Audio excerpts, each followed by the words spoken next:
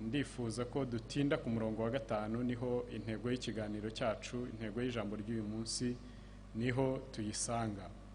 Reka rero dusome ijambo ry'Imana hanyuma tuganire ijambo ry'Imana. Samweli wa 2 igice cya 9 turasoma duhereye ku murongo wa 1. Haranditse ngo Dawidi agirira neza Mefibosheti mwene Yonatani. Umurongo wa 1.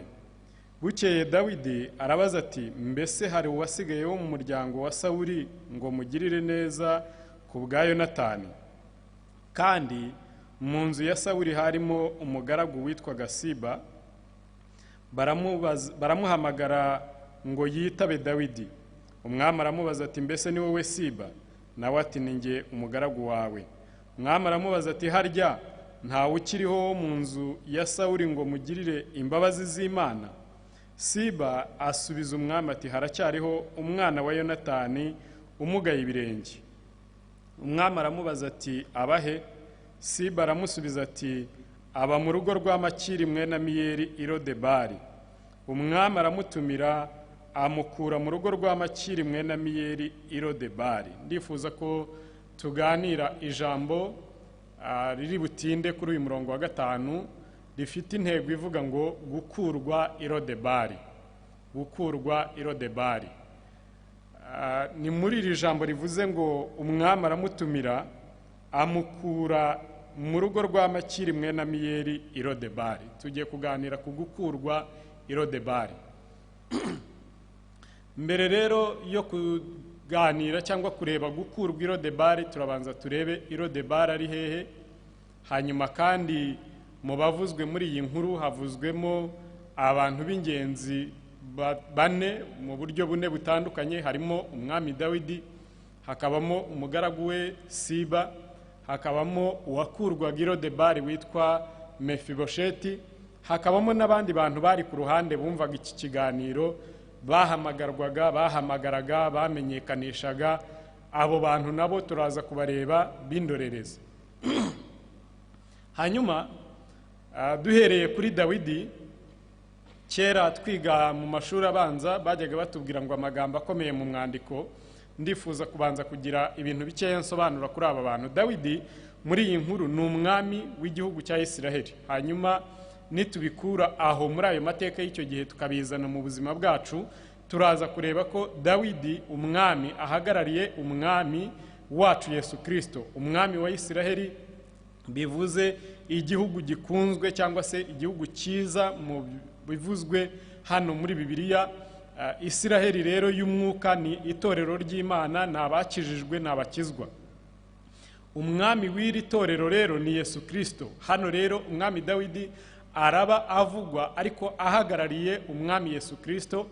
Isiraheli irabivugwa nk'igihugu cyari gihari mu mateka, ariko igihugu cy'Imana, igihugu cy'ubwoko bw'Imana uyu munsi turi bugereranye n'itorero, umwami waryo akaba Yesu Kristo. Hanyuma Siba araza kugaragazwa nk'umugaragu wabaye umugaragu wa Sawuli, akaba umugaragu wa Mefibosheti, akaba umugaragu wa Dawidi. Uyu munsi wa none turaza kumubona nk'umuntu utumwa, nk'ushobora koherezwa, nk'ushobora gutumwa, nk'ushobora kubazwa amakuru, nk'ushobora kuvuga ibintu bitandukanye byaba byiza cyangwa ibibi.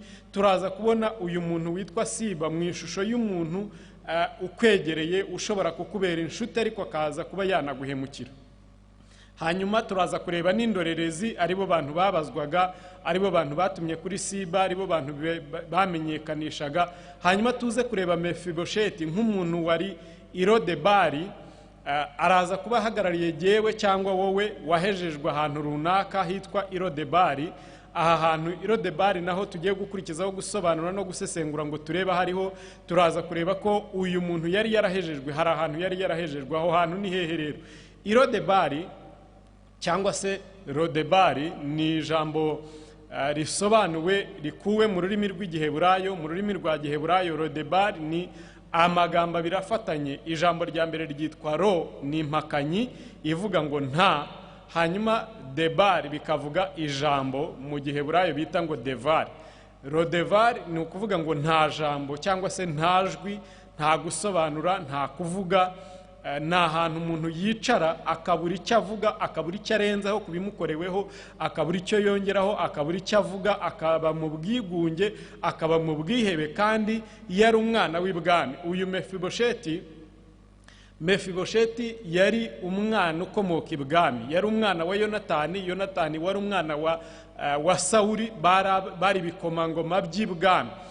Birashoboka ko nawe uri igikomangoma, ndavuga we wakijijwe, birashoboka ko uri igikomangoma cy'ibwami, cyangwa se ne kuvuga ngo birashoboka, mvuge ngo nibyo uri igikomangoma cy'ibwami. Ariko hejuru yo kuba igikomangoma cy'ibwami, birashoboka ko wahejejwe ahantu wabuze icyo wongera ku byagukoreweho, wabuze icyo uvuga, wabuze icyo urenzaho. Ibyo ushoboye byaba gutakira umwami, ariko hari igihe ureba hirya no hino nawe ntumubone, ukisanga kwa Makiri mwene Amiyeli i Lodebari, mu bantu bakugiriye neza, bakakwakira, bakagucumbikira, bakaba baguha uburyamo n'ibyo kurya, ariko nta kindi bakurengereza kuri ibyo ngibyo. Nawe wabuze ijambo, uri mu bwigunge, uri mu bwihebe, uri mu kubura icyo urenzaho, uri mu kubura icyo uvuga, wowe uri i Lodebari. Ariko nkuzaniye ijambo uyu munsi rivuga ngo ugiye gukurwa i Lodebari. Gukurwa i Lodebari niryo jambo tugiye kuganira. Birashoboka ko waba i Lodebari ukahaba imyaka myinshi cyane. Uyu Mefibosheti yabaye i Lodebari ahamara imyaka igeze muri 30. Iyo myaka ntago Bibiliya yivuze, ariko ndababwira icyo nyishingiyeho. Bibiliya iratwereka muri Samweli wa 2 igice cya 4,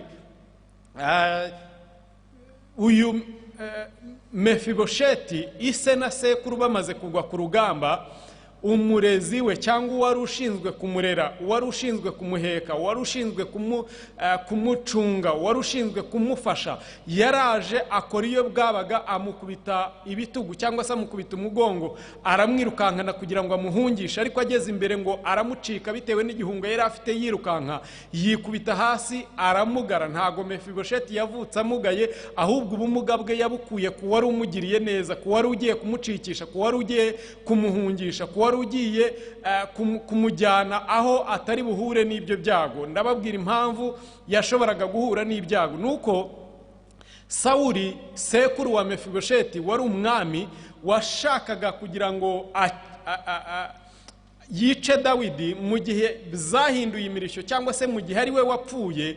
Noneho abari ingabo za hafi za Dawidi, bitewe nuko bajyaga bamubwira bati ko wakwivunnye iki kigabo wakisha, akababwira ati sinakora kuwo Imana yasize amavuta.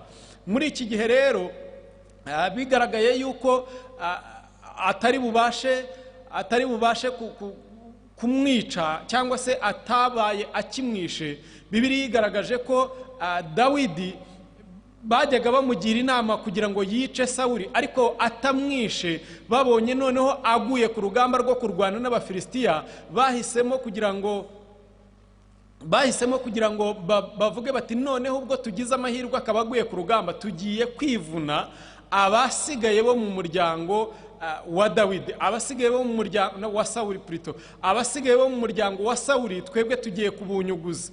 Baragerageza, abo bashyikiriye barabica, ariko uwari ushinzwe kurera Mefibosheti, bitewe nuko yari akiri umwana mutoya, Bibiliya igaragaje ko yari agifite imyaka 5, baravuga bati noneho uyu murezi aravuga ati noneho uyu kugira ngo batamwica n'uwanjye nari nshinzwe kumucunga, nari nshinzwe kumurera, reka mucikishe, reka muhungishe. Arirukanka rero aramufata, aramutwara kugira ngo amujyane mu buhungiro, ariko mu kugerageza kwe, mu gukora iyo bwabaga, aza kunanirwa. Si uyu wenyine, mushobora kubona n'abandi ingero nyinshi muri Bibiliya, aho Bibiliya igaragaza ko abagiye bagerageza kugirira neza abantu bageraho bakananirwa, kubera ko ari abantu barakora ariko bageraho bakananirwa. Haleluya. Uyu murezi rero wagombaga kurera Mefibosheti ngo aramucikisha, aramuhungisha, aramujyana. Ageze mu nzira aramucika, yikubita hasi aramugara. Ntago ubumuga bwe yabuvukanye. Arangije aramujyana, amucumbikisha aha kwa Makiri mwene Amiyeli i Lodebari. Arababwira ati mumurere. Asigiye Mefibosheti impanuro, aramubwira ati uramenye utazigera umenyekanisha isano yawe n'ibwami, kubera ko nuyimenyekanisha kakubayeho. nuyimenyekanisha bizakurangirana. Ndagira ngo mbabwire ko hari abantu muri iki gihe babayeho nka Mefibosheti. Gute babayeho nka Mefibosheti? Ahantu bakorera, ahantu batuye, ahantu bagenda mu nshuti zabo, barababwira ngo ntimukavuge yuko muri abakizwa, kuko nimuvuga ko muri abakizwa abantu bazabaseka, abantu bazabagirira nabi. Hari abantu badakunda abantu bakijijwe. Uriya muyobozi wawe amenye yuko ukijijwe yahita nakwirukana. Uriya muyobozi wawe bigenze gutyo, uriya muturanyi wawe aramutse anamenye, aramutse akumvise usenga, ugashyirwaho iterabwoba ry'abantu babugufi bitwa inshuti zawe, bakabaye abantu bo kugira ngo abari bo baguteza imbere, abari bo bakuzamura, abari bo bakubwira guhaguruka mu gakiza, bakakubwira ngo reka cubya, gabanya ibyo bintu wihaye n'ibiki, ibyo bintu uvuga n'ibiki, bakakubwira bati sigaho wibivuga. Uyu rero Siba, ndagira ngo mbamenyeshe ko gucubya Mefibosheti amubwira ngo ntazamenyekanishe ko ari uw'ibwami, yari abifitemo inyungu, kuko yahise agenda azungura imisozi yose y'iwabo, aragenda ayibamo, ayidamararamo, ayituramo, ayishakiramo, ayibyariramo, abyara abana 20. Aragenda aratunganirwa, ibintu byose bibibye umusaruro ubuwe. Aramubwira ati uramenye, hari abantu benshi bakugira inama mbi bakagucubya mu gakiza kawe, ariko bo babifitemo inyungu zabo, bitewe n'inyungu bafite mu kutamenyekanisha agakiza kwawe, bakakubwira bati uramenye utabivuga. Mefibosheti aragenda aba Irodebari, yicarayo, abura ijambo, aba mu bwigunge, aba mu bwihebe. Mefibosheti yari afite ibintu byinshi cyane byatumaga abura ijambo. Ni ibiki byatumaga abura ijambo? Icya mbere ni ukubura ababyeyi kwe. Ubupfubyi bwe bwatumye abura ijambo. Namwe mwumve umwana w'imyaka 5 ubuza ababyeyi, yicaye ahangaha Irodebari, yarabuze ijambo abitewe n'ubupfubyi. Icyo ni icya mbere mu bintu byatumaga Mefibosheti atagira ijambo, yari imfubyi. Aha rero mu kuba mu bupfubyi kwe kwamubereye ikibazo cy'ingorabahizi, ikibazo gikomeye cyane. Icya kabiri, hejuru y'ubupfubyi yari ikimuga, cyangwa se yabanaga n'ubumuga, nk'uko inyito ya Kinyarwanda isigaye ivuga muri iyi minsi ya none. Yabanaga n'ubumuga, ntiyashoboraga kwikorera, ntiyashoboraga kwigendera, ntiyashoboraga kwigerera aho ashaka, ntiyashoboraga kugenda ngo ajye kwivuganira. Iyo yajyaga kugenda yakeneraga abahetsi b'imburamumaro badashobora kugira ngo bamugeze iyo kure, kuko nabo bari mu iterabwoba nk'iryo yari yarahawe. Icya gatatu, yahoranaga ubwoba bw'ubuzima bwo kwibaza ngo bizagenda bite, kubera yuko yari yarabwiwe ko namenyekanisha ko ari uw'ibwami azicwa abihowe, azabizira. Mefibosheti rero agahora yibaza ati ariko ibi bintu bizagenda bite, bizarangira bite? Umunsi hari amakuru yaciye ku ruhande, kuko sijye wiyizi jyenyine, hari abandi bantu banzi. Kandi ndagira ngo mbibutse ko nta banga ry'abantu babiri ribaho, ibanga riba ari iry'umwe. Iyi jambo ryamaze kurenga kanwa kumwe rikagera ku bandi bantu, bikaboneshwa amaso, bikamenyekana, ntago biba bikiri ibanga. Mefibosheti rero yahoranaga ubwoba bw'abamubwiye ngo nibimenyekana ibwami ko afitanye isano no kwa Sawuli bazamwica. Agahora avuga ati noneho bizarangira bite, bizagenda bite, amaherezo ko bazantahura, amaherezo ko bazamenya. Icya kane, yahoranaga yari yarabuze ijambo kubera kwamburwa ibye yari atunze, byari uburenganzira bwe ku bwa kavukire ye, byari ibya Sawuli na Yonatani n'abandi bavukanaga nawe, bari barashize asigara wenyine. Mefibosheti yari abifiteho uburenganzira, ariko yari yarabuze ijambo kubwo kwamburwa ibye, kandi akabyamburwa n'umuntu utakabaye ari ubimwambura, akabyamburwa n'umuntu wa bugufi. Bibiliya iravuga ngo guhemukirwa n'inshuti bimeze nk'iryinyo ricitse n'ikirenge gitanye. Guhemukirwa n'inshuti ni ibintu bikomeye cyane, bikubuza ijambo.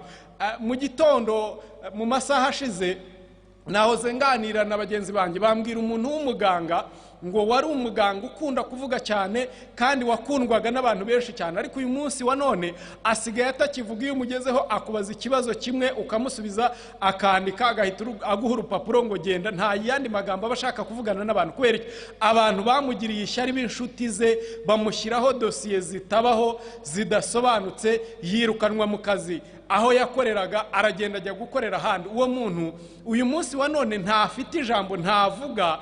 Byabaye agahomamunwa katari kagapfukamunwa k'iyi minsi ya none, abantu bise agahomamunwa, yahomye ku munwa ntakivuga, yambuwe ijambo. Abantu bamburwa ijambo cyane cyane iyo bahemukiwe n'inshuti za bugufi.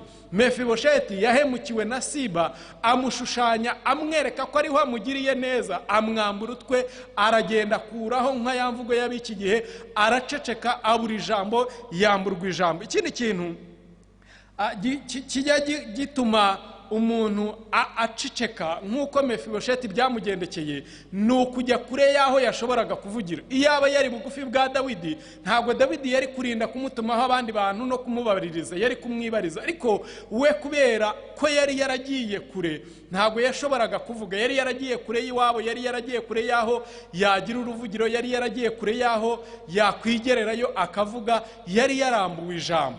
Haleluya.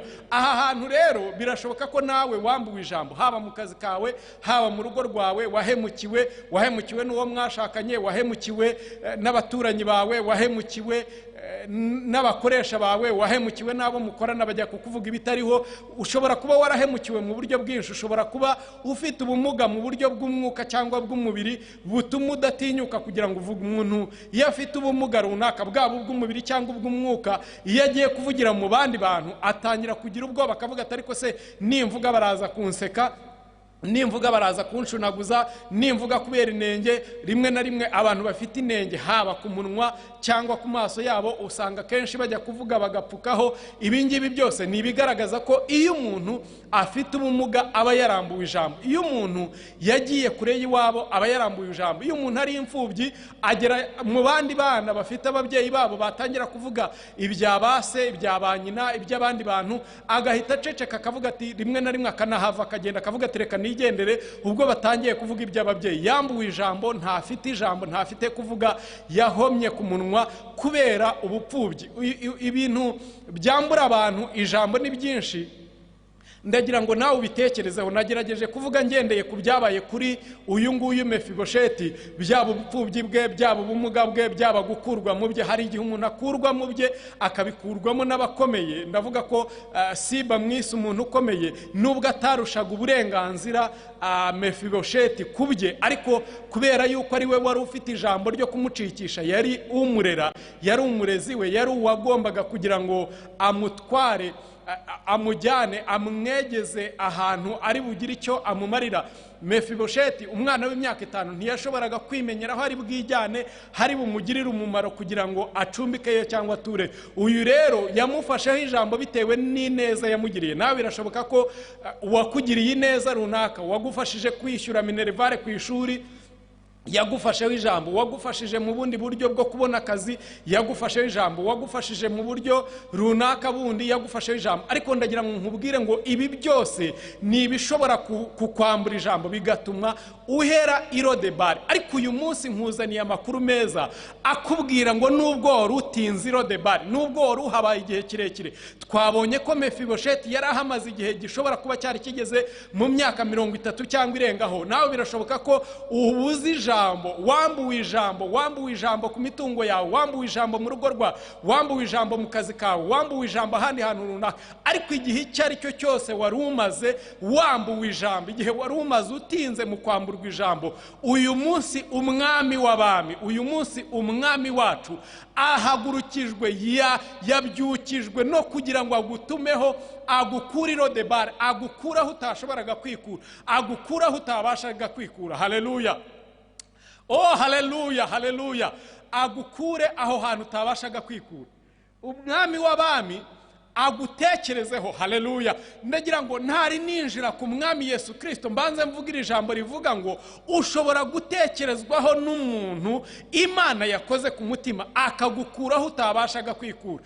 Ndagira ngo mbanze mvugira ijambo. Uyu Mefibosheti nubwo ndiho muvuga mu izina, nimusoma muri iki gitabo Samweli wa 2 igice cya 9 uhereye ku murongo wa 1 ukageza ku murongo wa 6, Mefibosheti ntabwo avugwa izina, ahubwo abamuvuga bose baramuvuga mu barenga, baramuvuga nk'abariho bamuvuga nk'udahari nyine kubera yuko adahari, baramuvuga nk'umuntu utagira izina. Ndagira ngo mbanze mvuge kuri iki kintu cyo kutagira izina.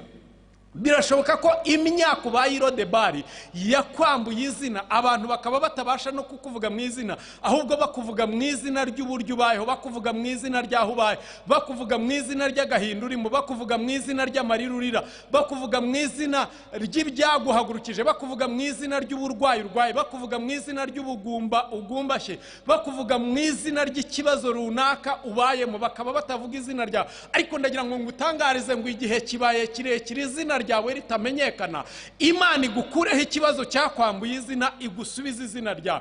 Imana igukureho ubupfubyi bwagukuyeho izina bakakwita imfubyi, igusubizeho kugira ababyeyi. Ushobora kutongera kugira ababyeyi b'umubiri, ariko ukagira ababyeyi b'umwuka, ukagira abakwitaho, ukagira abakuba bugufi, ukagira abaguhumuriza. Erega ababyeyi ntago ari uko bakubyaye mu nda gusa, ahubwo ababyeyi ni abakwitaho, ababyeyi ni abaguhumuriza mu gihe wababaye, ababyeyi ni abaguha igisubizo mu gihe wakibuze, ababyeyi ni abakuyobora inzira mu gihe wabuze aho uca, ababyeyi ni abakwegera mu gihe utagize ukwegera. Imana iguha ababyeyi batuma izina ry'ubupfubyi bwari bukurambyeho rigukurwaho.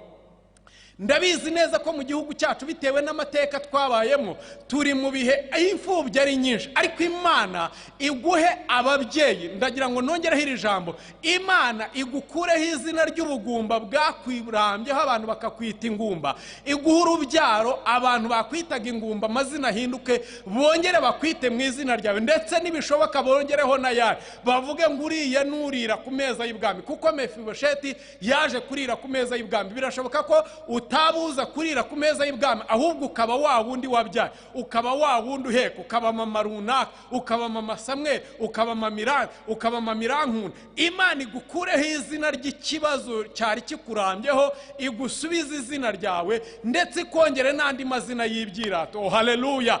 Uyu Mefibosheti akurwa i Lodebari yatekerejweho na Dawidi. Igitondo kimwe Dawidi amaze imyaka myinshi mu ntambara, kanako ndagira ngo mukumve, ntugatinde ku bantu batagutekerejeho mu myaka runaka itambutse, kubera yuko hari igihe nabo bari bafite intambara zibagoye. Bibiliya iratubwira ngo Dawidi ageze ku ngoma ntago yahereye ko agubwa neza nezerwa, ahubwo yabanje kurwana intambara nyinshi zitandukanye. Hari igihe ubona umuntu asa n'uguwe neza yicaye ahantu runaka, ukajya wibaza impamvu, ukavuga ngo ari kuriya ko twasenganye ko nyibuka, uriya ko twabanye, uriya ko twahinganye imigende none akaba barizwa mu ndege, ko nta kintu aramfasha, uriya ko atarangurira na fanta. Mwene ndagira ngo ukure amaso ku bantu uyahange ku mwami, kuko umwami w'abami, uyu mwami, haleluya, uyu mwami niwe uzadukura i Lodebari. Uyu mwami ntago ari Siba, ntago ari abandi bavugira ku ruhande, ntago ari abandi batubonye, ntago ari abandi bazi amateka yacu. Nundi muntu Imana izakora ku mutima, akabyuga igitondo kimwe abaririza atakuzi. Haleluya, haleluya! Imana iguha umuntu kubyukira kubaririza atakuzi, atazi n'amateka yawe, ashakishe bitewe n'uko Imana yamukoze ku mutima.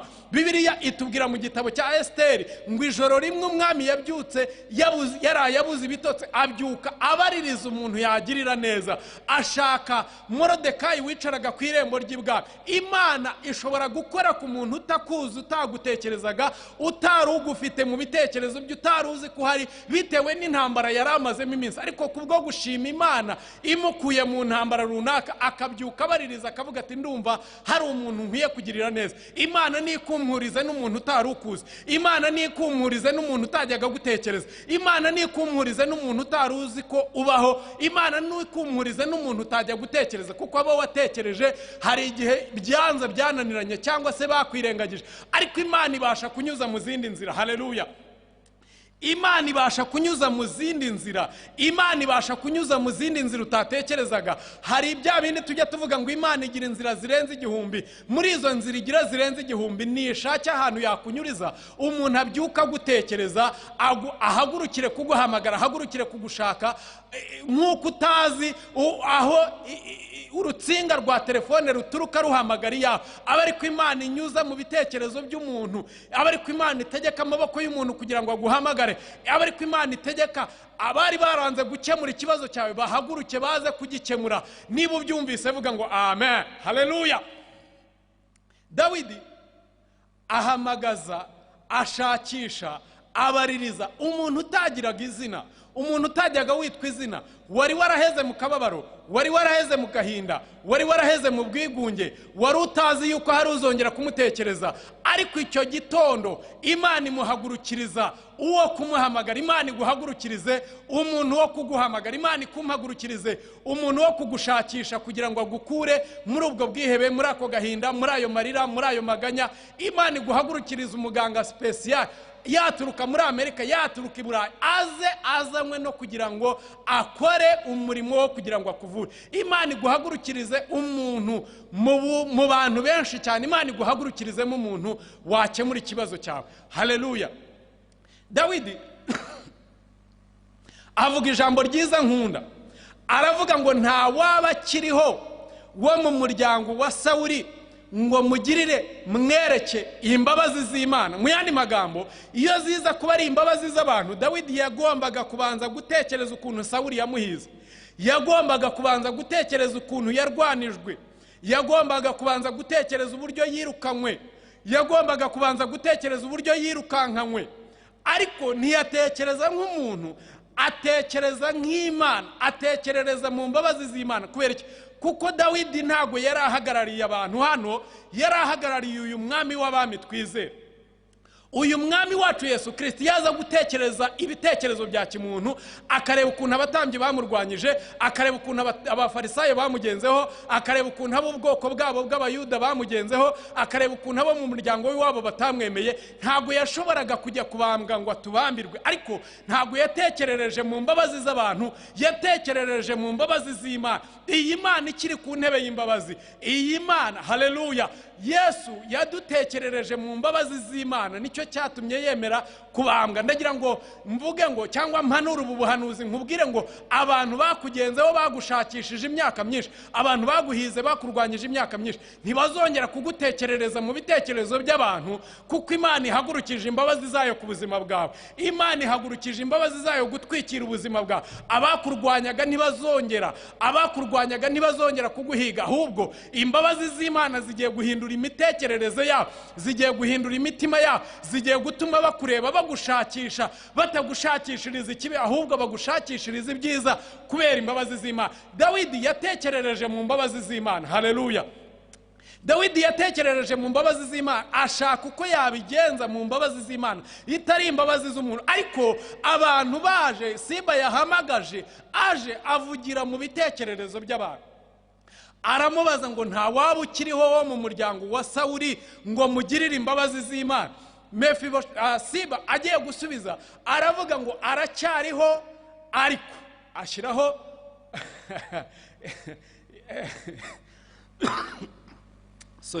ashyiraho imitekerereze ya kimuntu, ashyiraho imirebere ya kimuntu, ashyiraho imivugire ya kimuntu. Aravuga ngo arahari, ariko aracumbagira, arahari, ariko abantu nuko bateye. Baravuga bati turashaka umukozi, abantu bakavuga bati arahari, ariko ni umuhutu. Turashaka umukozi, arahari, ariko ni umututsi. Turashaka umukozi, arahari, ariko bimeze gutya na gutya. Ariko turashaka turangire abaranga umugeni, bakavuga ngo uriya mukobwa ngo ni umugeni mwiza, ariko iwabo ni abakene. Uriya musore twakamukurangiye, ariko nta kazi agira. Uriya mubyeyi twakamushyize muri uyu mwanya runaka, ariko bimeze gutya. Rimwe na rimwe no mu itorero byarahageze, kubera yuko abantu ni abantu, definisiyo y'umuntu n'umuntu. No mu itorero harimo abantu. Bibiliya itwereka yuko hari abantu benshi cyane ba Yuda bagenze inyuma ya Yesu bashaka uruhago, ba Petero n'intumwa zagenze inyuma ya Yesu igihe kinini zishaka imitsima, ba Sawuli bahoraga bareba Dawidi ngo ndihannye, ariko amarira yabo akarangirira bugufi. Nihuse rero, Mefibosheti bamuvuze, bamuvuga nk'umuntu, bibagirwa ko Dawidi yashakaga umeze atyo. Icyo mvuze ni iki? Dawidi yaravuze ngo ntawe uhari nagirira imbabazi z'Imana. Ntago yashakaga umuntu umeze neza, yashakaga uwo kugirirwa neza. Hari igihe abantu bahusha iki, bajya kukuvuga ku Mana, bajya kukuvuga ahandi hantu Imana yamaze kugutekerereza, bakagenda bakuvuga nabi, kandi uko bakuvuga ariko Imana yashakaga. hari igihe bagenda bavuga bati uriya muntu arahari ariko aravuga cyane, kandi Imana nayo yashakaga umuntu uzavuga cyane akayivugira. Rero ndagira ngo mbatangarize iri tangazo, uko abantu bakuvuga ntubyiteho, kuko Imana yagutekerejeho kera abantu batari bagutekerezaho, yamaze kugushyira ku rutonde, ntabwo umuntu yagukuraho. Haleluya. Dawidi aravuga ati ahubwo n'uwo nashakaga nimumumpamagarire, nimumunkurire, nimumunzanire.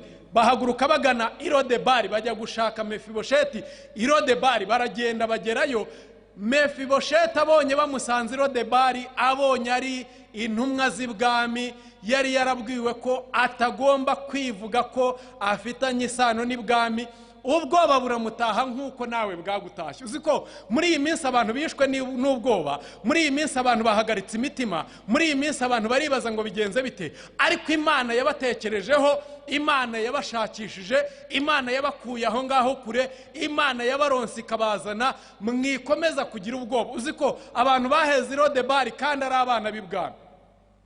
Kubura umwana w'ibwami ugahera i Lodebari ni ikibazo gikomeye cyane. N'umwami w'abami yagushaka, yaguhamagaza, umwami mwiza, umwami utameze nk'aho wakomotse, umwami yagushakisha ukagira ubwoba. Mefibosheti yagize ubwoba bwo kuvuga ati noneho birandangiranye, ibyo bambwiye karabaye binsohoreyeho, ariko atazi ko ari wo munsi Imana yamutumyeho. Mwene ndagira ngo ngutangarize ngo uyu munsi ukubera umunsi wa nyuma i Lodebari, uyu munsi ukubera umunsi wa nyuma mu bwoba, uyu munsi ukubera umunsi wa nyuma uhangayitse, uyu munsi ukubera umunsi wa nyuma wabuze ijambo, uyu munsi ukubera umunsi wa nyuma wabuze icyerekezo, uyu munsi ukubera umunsi wa nyuma wabuze uko ubigenza, uyu munsi ukubera umunsi wa nyuma wabuze icyo ufata n'icyo ureka. Birashoboka ko n'abagucumbikiye bamaze kukurambirwa, ariko uyu munsi ukubera umunsi wa nyuma mu icumbi ry'abandi, kuko umwami w'abami yaguhamagaje. Ntuzongera kubura ijambo ukundi, ntuzongera guhera i Lodebari ukundi, ntuzongera kubura uko ubigenza ukundi. Haleluya, haleluya. Ndafashijwe. Ijambo ry'Imana ni ukuri kandi ni impamo. Wowe uryizeye urishyikira, urikurure, uvuge ngo uyu munsi umbere, uyu munsi wa nyuma i Lodebari, uyu munsi umbere, uyu munsi wa nyuma nabuze icyerekezo, nabuze ijambo, nabuze uko mbigenza, nabuze icyo mfata n'icyo ndeka, nabuze nabuze aho nakwerekeza, nabuze icyo nafata. Umwami w'abami aguhamagaje kugira ngo agukure i Lodebari. Kandi ndagira ngo ngutangarize iri tangazo. Mefibosheti bamuhamagaje bamukuye i Lodebari, abazima, abafite amaguru yose, abafite kuvuga kose, abakabaye bagenda bakihuta, ntago bamutanze ibwami.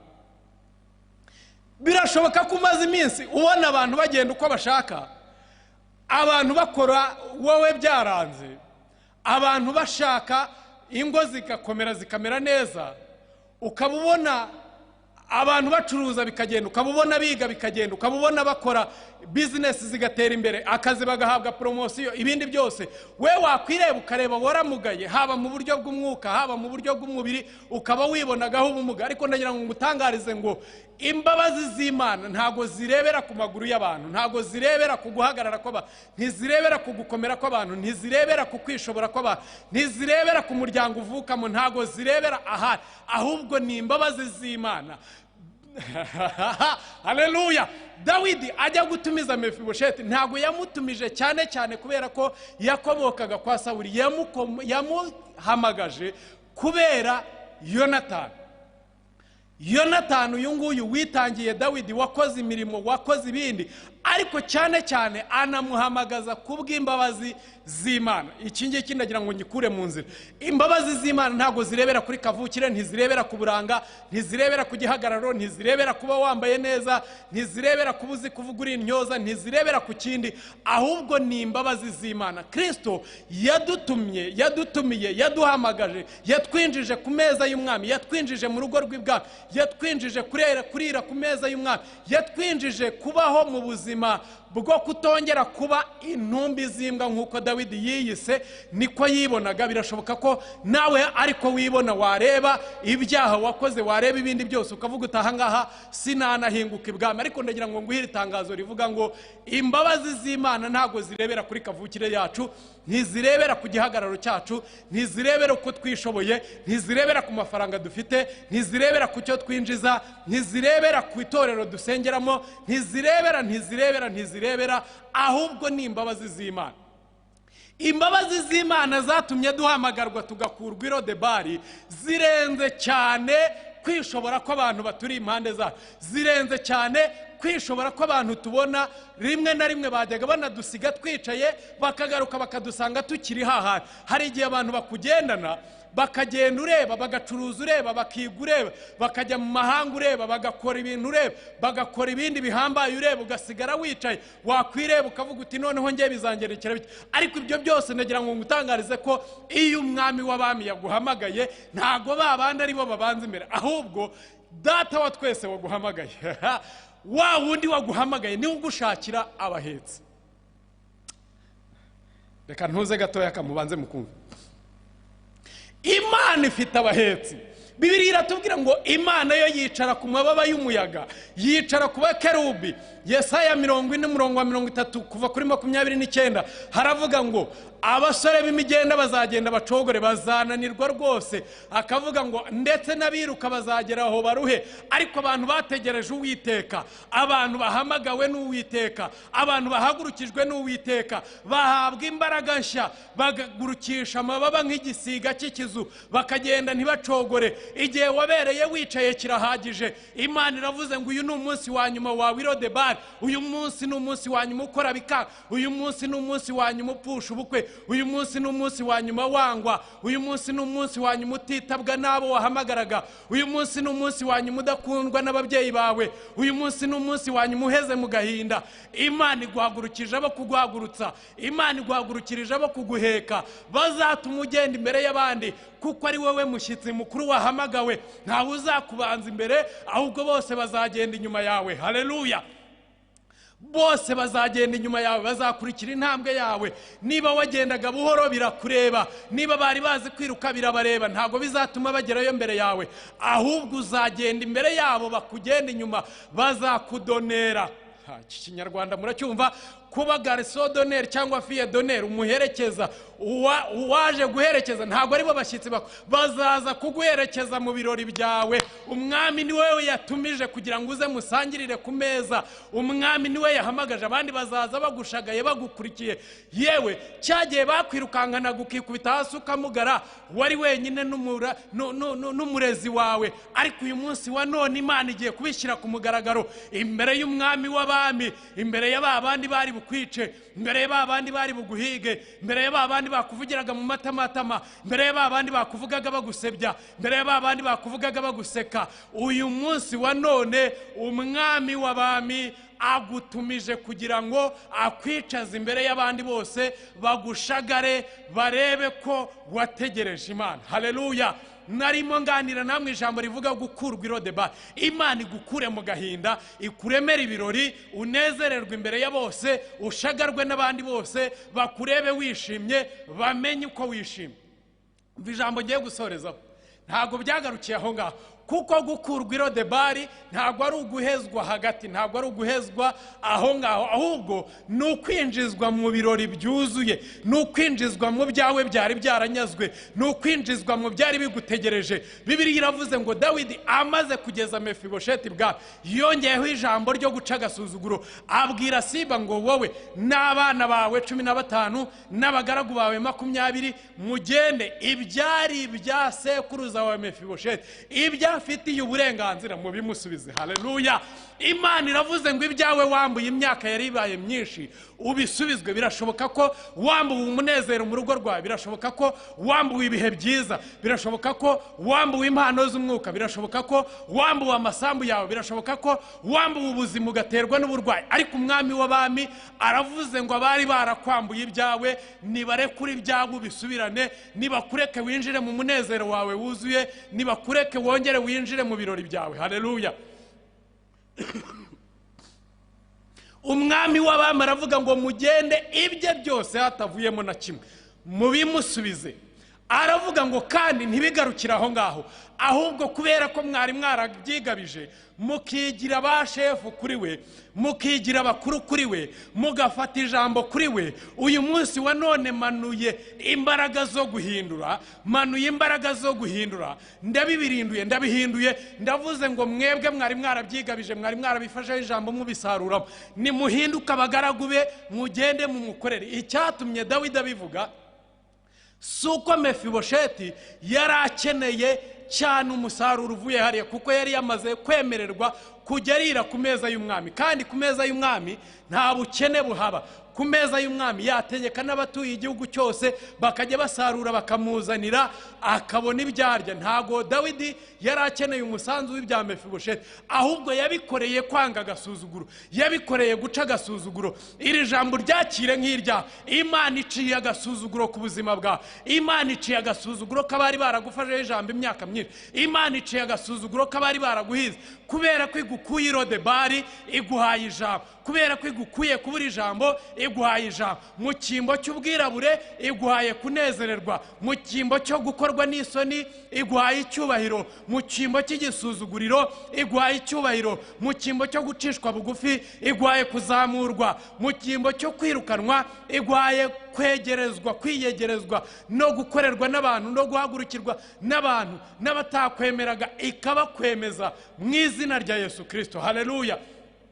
Imana ica agasuzuguro ku buzima bwawe mushiki wanjye, Imana ica agasuzuguro wa mugabo wari umaze iminsi warasuzuguwe, Imana ica agasuzuguro wa mukozi we wari umaze iminsi usuzugurwa n'abakoresha bawe, Imana ica agasuzuguro muri karitsiye aho utuye, Imana ica agasuzuguro ku bantu bari baragufasheho ijambo, Imana ica agasuzuguro no ku mbaraga zaguhagurukiraga, Imana ica agasuzuguro no ku barozi bakurogaga, Imana ica agasuzuguro mu izina rya Yesu Kristo. Tugiye gusenga Imana, turasenga Imana tuyishimira ko itwemereye kandi ikaba idukuye igisuzuguriro, ikaba idukuye kubura ijambo, ikaba idukuye Lodebari, ikaba idukuye aho twasuzugurirwaga, ikaba ituzamuriye kugira ngo twongere dusubizwe mu cyimbo cyacu, twongere gusubizwa kuba abana b'ibwami, twongere gusubizwa kurira ku meza y'ibwami. Mwami Imana yacu, mu izina rya Yesu Kristo, ndagushimiye kubw'izina ryawe, ndagushimiye kubwo kugira neza kwawe, ndagushimiye kubw'ijambo uvuganye natwe.